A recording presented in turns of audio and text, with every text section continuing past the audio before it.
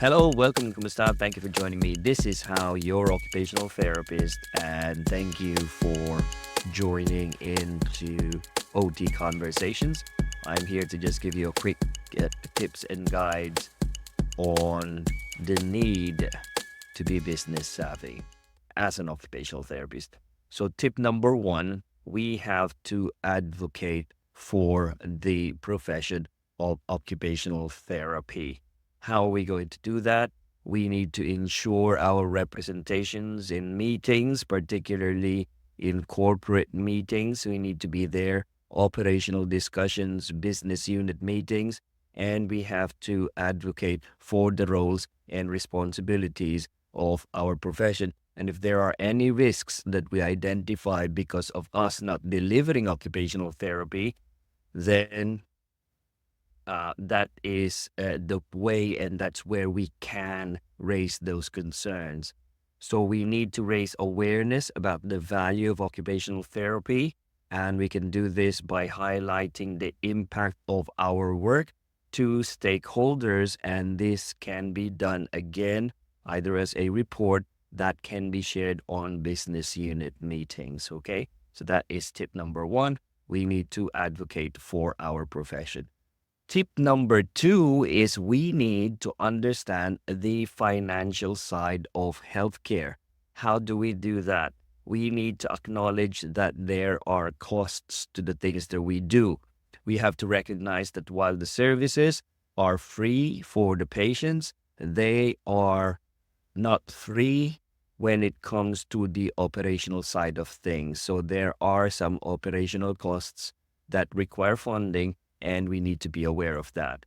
We need to learn to frame our work in terms of return of investment, and we have to explain to our services, we have to be able to explain how our services have costs and how we can help on improving the outcomes for the system as well. So that is understanding the business side of healthcare.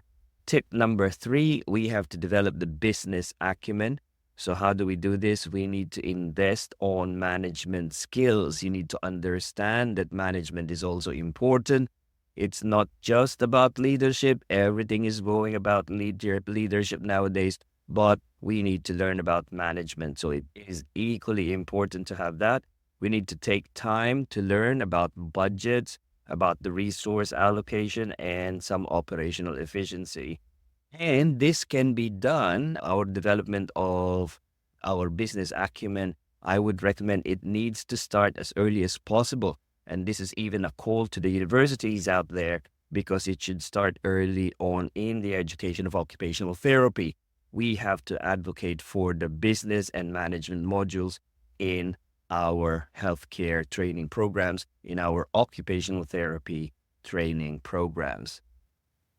Tip number four, we need to protect the professional boundaries. And this is very difficult, particularly in the United Kingdom. First, as an occupational therapist, we need to understand and we need to know our scope, the scope of our profession and our line of work in general. So we need to prevent or avoid delegating tasks and dilute what our contributions are, or dilute our responsibilities to other professionals, to other professions. For example, nurses, for example, they wanted to learn how to manage delirium. Yes, that's well and good, and it makes it easy for us. But what happens is when we do that and when we delegate these responsibilities, it is diluting our responsibilities, and that can be the start of the demise of our profession. So we need to be able to collaborate wisely. We have to work with other professionals to complement, but not to replace each other's roles. Okay, so just remember that. That is tip number four. Tip number five, we need to promote education on operations, and we need to include business topics in training. Like I said, we have to push for the integration of financial literacy and operational knowledge into both academic and the workplace settings. We need to encourage continuous learning. We want our team and our department and our occupational therapists to stay updated on the changes in the healthcare operations, and we need to adapt our strategies accordingly. Tip number 6, we need to address some of the cultural barriers. What do we mean by this? We need to normalize money discussions. We need to overcome that reluctance to talk about funding, and we have to frame it that it is essential for sustaining the services. We have to advocate for transparency.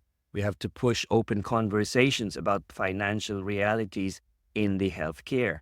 Why I'm saying addressing cultural barriers is because I have noticed that in the United Kingdom, people do not want to talk about financial matters, particularly because of a history of aristocratic values of giving and charity, and you don't want to talk about money. But at the end of the day, if everybody is talking about it, if everything is all about the money, how do you sustain the service? How do you deliver the service? What resources do you need? If something is failing because there's no money. So really, let's start talking about it because it is really important.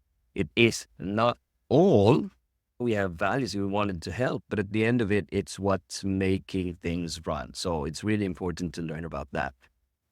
Tip number 7 is value and grow your profession. Let's value and grow our profession as occupational therapists. We need to be committed to our professional growth.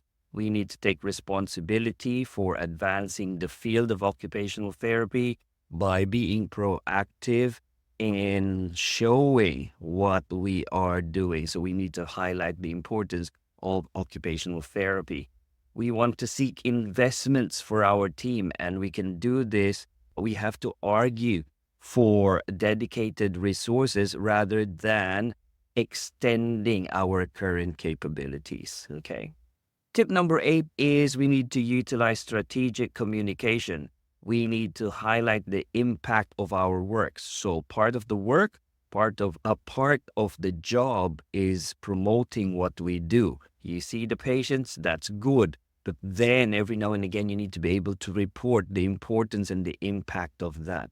How do you want to do that? Share posters, make case studies, publications, be active. This is part of the job, okay? Regularly share data or stories that showcase how our services benefited patients and the system in general. We also have to be solutions oriented. We have to offer creative, actionable suggestions when we are addressing resource or staffing challenges. Be solutions oriented rather than, can't be done. Yes, there's a problem. Yes, we know there are problems, but how do we address that? That's the main challenge.